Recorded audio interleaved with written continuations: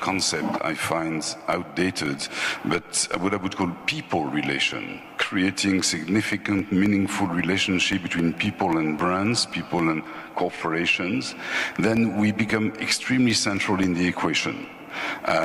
It's interesting because we, become people with a lot of interest, and so we have to be vigilant in defending what we do, who we are, but we have to be also willing to play the game of integration because this is a sense of history. So I'm not upset. Just on millennials, I will speak a bit later. They have a triple capacity. They are consumers, they are employees, and they are brand advocates. And in these three dimensions, their role today is capital. And if we don't do what needs to be done in terms of engagement to make them on board, businesses are going to be at stake very soon. Businesses are going to get?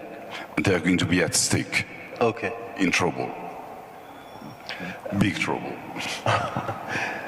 Alan, in terms of technology, it plays a huge part in the way your business, you grow your business and the way you make money. Technology in India is fast changing. We've just got a company which is offering 4G in some cities in India. The government here has identified several dozen so-called smart cities which it would like to wire in the next 8 to 10 years. But India is very patchy. There's some parts of India where even getting a regular telephone call is very difficult. So you've got 4G in perhaps Bangalore and Delhi, but not even a basic landline connection or mobile connection in some parts of India in remote areas. How do you grow your business or bring about change in this sort of environment here in India? Because it is very patchy. Well, our business and the agency marketing services industry business across the board is really an urbanized business by and large. A lot of our clients want to help get into underserved communities and underserved areas as part of their long-term market planning. And I think that links directly to millennials. Millennials expect to make an impact, and for the organizations they're working with or supporting by purchasing their products and services to make an impact. And if those organizations or their employers aren't making an impact, they will have no hesitation to call bullshit on it. Sorry, but they'll have no hesitation to make that call. And somebody said transparency. They expect transparency from their employer. So to apply that back to your original question, by and large, we're an urban business. And we're an urban business for the haves versus the have-nots. But part of the expectation in society today that the haves start enabling the have-nots, and that gets into addressing the technology divide, addressing issues of food safety, security, and access, addressing education access, addressing water access, and working with our companies, brands, and helping them to address those from a long-term market planning point of view so they have future markets. Aedhmar, in regards to the government, getting the government or state governments as clients here in India, they have a lot of money to spend and they have a lot of initiatives to launch. Vibrant Gujarat for the state of Gujarat is one example of how a foreign public relations company did a very good job. Make in India, which is the government of India's #1 platform in terms of manufacturing here and inviting companies to produce in India and sell overseas, is also an example of where a foreign agency played a leading role in coming up with that campaign, its logo, etc. Would you consider the government as a good client to go after and do business with?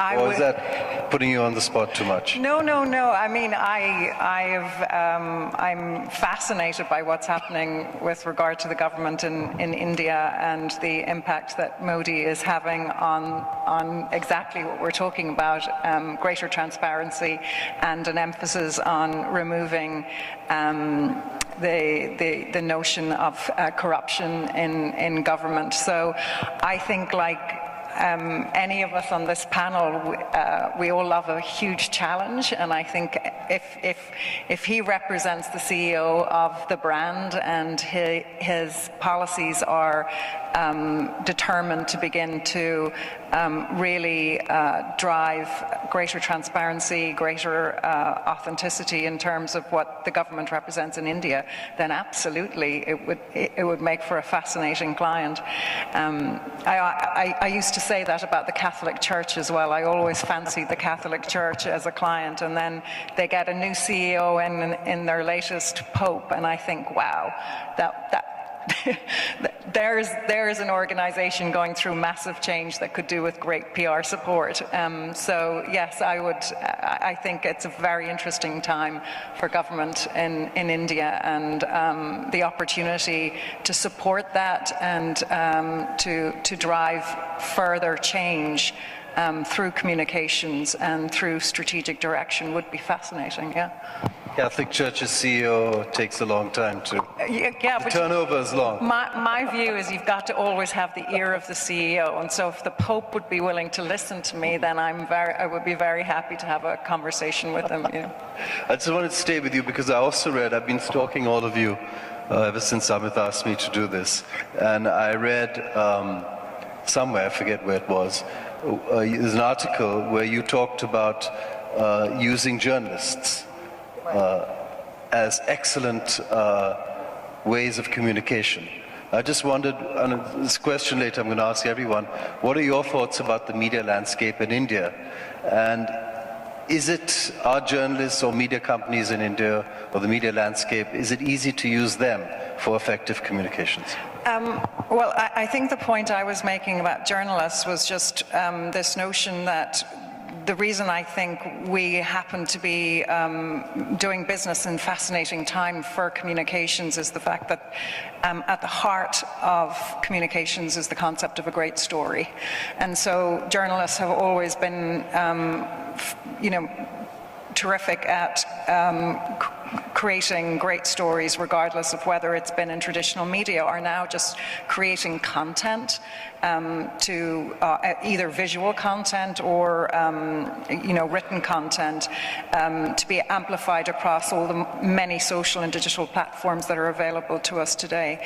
So what Text 100 has done is we've actually acquired a publishing company which is about 40 to 50 journalists who are not here, globally, in order to help us to drive this notion throughout our business. So we actually bought them in London, but we're already moving many of their employees throughout the world so they can help us to begin to permeate that notion that at the heart of any great communication.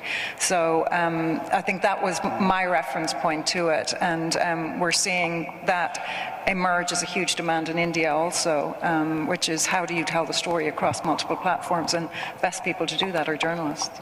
John, what's the story in India? Stories. Just to what Aedhmar said, I couldn't agree more. I think one of the fascinating things about our business in India, as much as it is changing, as much as the tools are advanced through technology, as much as our business is being driven by a digital social wave, influencer marketing, consumer targeting, social listening, all of it. What's fascinating to me is the power, the power and the influence of traditional media in India. It's really amazing. I think with our firm, we have over 100 stringers across the country who are tied to our 7 major offices, and so much of that work is done through print print journalism because of the influence and the power and the access of it. So you have this dichotomy of a changing business that's still rooted very much in the power of traditional journalism. Fascinating. Kathy, we talked a bit about, well, but when I walked into the session, there was a discussion midway through a little bit about disruption. And I wanted to get a sense from you where you saw disruption in the Indian market. Well, in general, not with the media, just in generally speaking. Well, media is interesting. For instance, LinkedIn CEO of LinkedIn was here, I don't know, a week ago, 8 days ago, and they've launched 2 new services or products, you can call them, for the Indian market. I guess this is after Microsoft's takeover of LinkedIn. But yes, it involves the media landscape, so yeah. Well, so I would say that the biggest disruption in general is in e-commerce. And I think that India has really moved very aggressively in the e-commerce space and actually is ahead of many other markets. And there's some really interesting lessons to learn here. So I think that if we look at companies like Flipkart and how difficult it's been for Amazon to come and to gain share from Flipkart, I think is a really interesting example of that. But I think similarly, many multinationals have actually had difficulty. As strong as they are outside of India, it's been a bit of a challenge to actually get the same kind of foothold in the Indian market. So I think the innovation and creativity and disruptions that are coming organically from the Indian market have been very powerful and very strong. And as the market grows and moves at a faster speed, its attractiveness to foreign companies and multinationals makes this a more important battleground. On the other hand, MNCs are not necessarily appreciated all that much in the Indian market. We have lots of examples of these firestorms that actually become viral and get out of control, the most recent being the Nestle noodles problem that occurred. And I think the importance of trying to have strong communications on the ground, have this shared value, community and societal contract in place before really aggressively coming into the Indian market is a really critical and important factor that needs to be a framework for companies that are trying to come into India. Kathy was talking about e-commerce, which is taking off leaps and bounds here in India. But then, as John was saying earlier, traditional media has a very strong foothold in India, and it's a foothold which isn't going away. People still read newspapers. Companies like Bennett and Coleman, the Indian Express Group, still invest heavily in printing presses. Journalism or media is consumed on the traditional form and growingly online, which Alan was talking about as we introduce 4G and 3G in areas.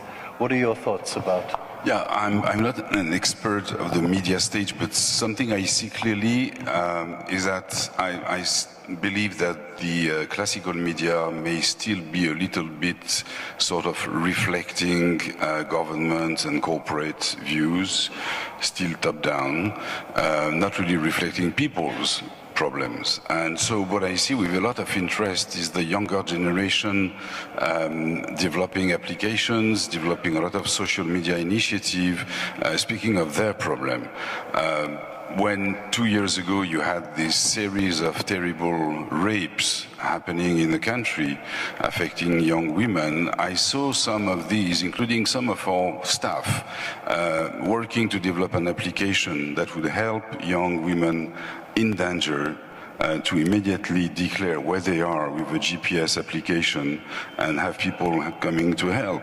Another one we gave an award to in the Cannes Lions Festival last June was so interesting. A group of young people who created a GPS application by putting a chip in the ears of sacred cows with a clever application so that when you're going somewhere in town, plan, you know where the cows are going to be, and you're going to avoid the place and find another itinerary. This is so typical of this Indian creativity, cleverness, sense of finding a solution whatever happens. So I see the next years with a change of balance, and social media, people's bottom-up approach to information becoming more important than the classical, a bit boring old media. So this is chips in cows.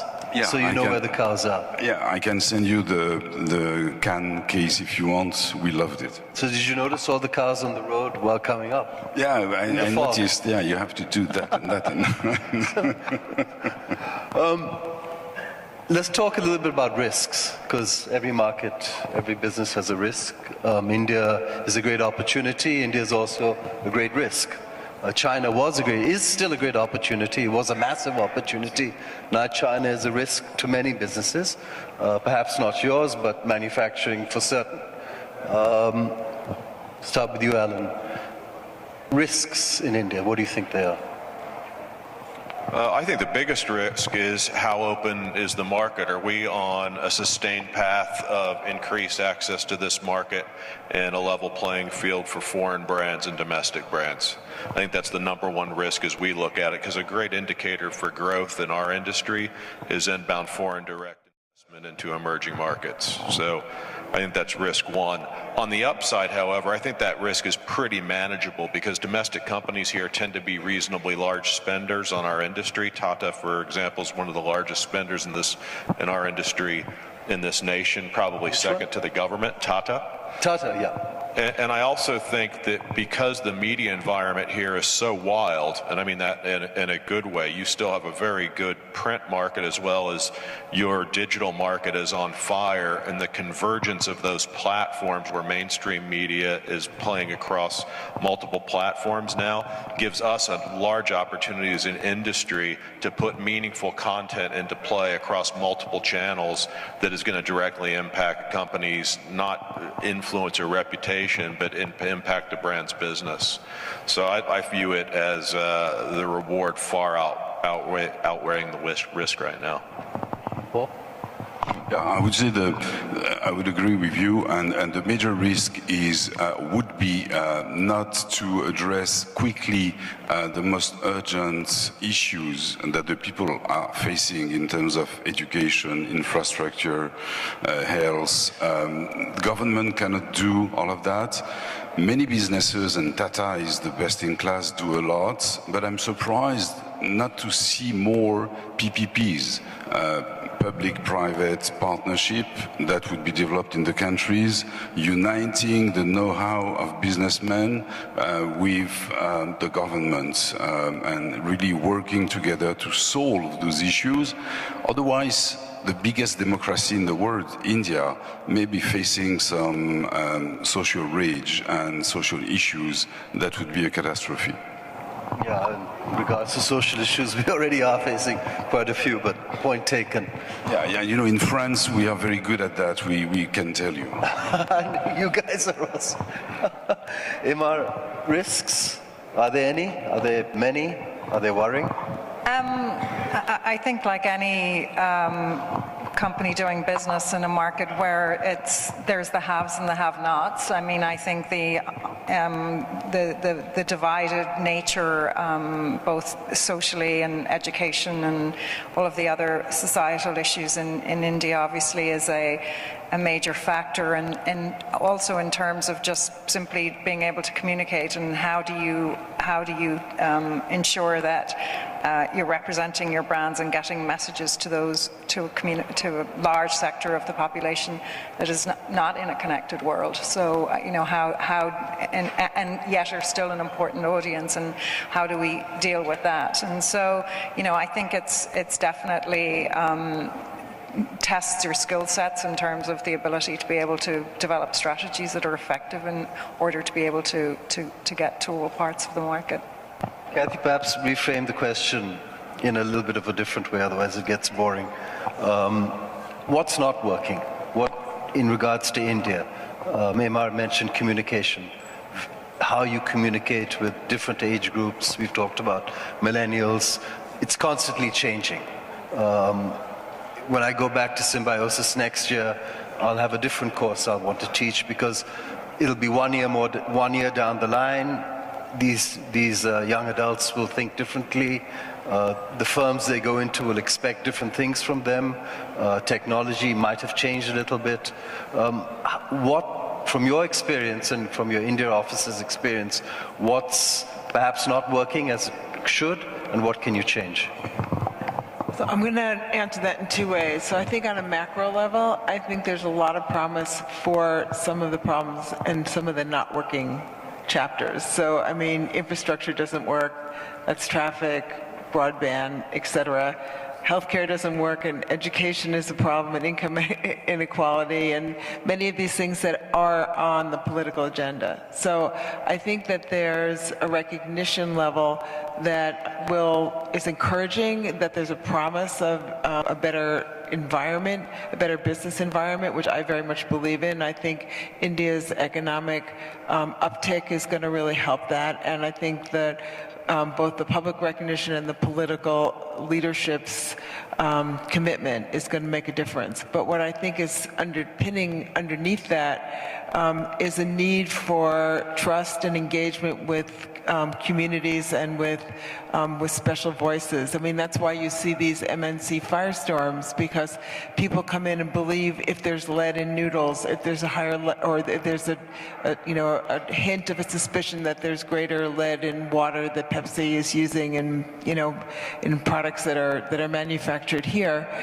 that trust there's a lack of trust that spreads like wildfire, and I think that under that is an issue that really needs to be addressed, and I think that that's the job of the communicating on a day-to-day basis. I hear the dinging, so I'll cut it short. But I think there's a whole track that we as communicators can really help on when you talk about how we can work with governments and states that really could be addressed and recognized a bit more. John, similar question, just again, a different spin on it. Yeah, what's working, what's not working, and where do you see opportunity here in India? I think I'm going to combine that with your question about risk and maybe put a little bit of context to it this way. I think it's not overstating to say that we're kind of in a golden era right now in this business. There's so much change. There's this influx of technology that we're finding new ways to use it. We've got predictive analytics. We've got VR. We've got AR. We've got all kinds of emerging tools that we're just trying to figure out the best use for. So it's an exciting time to be in this business, and I've been in it, as you can tell from the gray hair, a little while now. And I don't think there's been a more exhilarating moment in the business. So I think if there's a risk in this transformational moment that we're in, it's the idea that we might cave in on ourselves. And by that I mean we need to be bringing in new thinkers and new thinking, people with new skills. And too often I think we are looking inward at the people who are already in this business to provide new thinking. And certainly that's one option, but to keep the transformation going, we've got to reach out and bring in different people with different skills to challenge us and to really affect the transformation I think we all can envision. Do we have time for Q&A, or am I done? We have no time for Q&A. Thank you very, very much. That was fun. Thank you. All of you.